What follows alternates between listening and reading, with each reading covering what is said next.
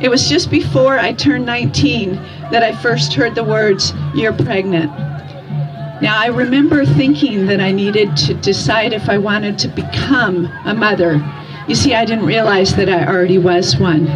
I chose abortion because well-meaning loved ones encouraged it or offered no alternatives. I was ashamed of being pregnant. I was afraid I wouldn't be able to finish college, and I was still a child myself.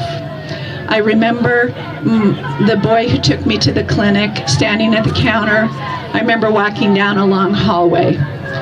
The only memories I have in the abortion room are of the man I'd never seen before walking in.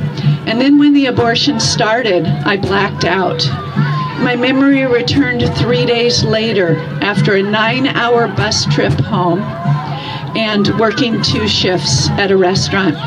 My memory returned 3 days later as I opened a letter from the clinic stating that all of the tissue had successfully been removed. I know now that that tissue included the fully formed hands and feet and the once beating heart of my very first child, and how I wish I had fought for him. But there is good news. After 17 years, I found healing. During those 17 years, I suffered from nightmares, flashbacks, anxiety attacks, inability to bond with my future children, nor trust my parenting decisions, because after all, look how I'd done with my first. My marriage was falling apart, and I was quick on my way to becoming a single parent. But then somebody shared at church that they had been through an after-abortion healing program.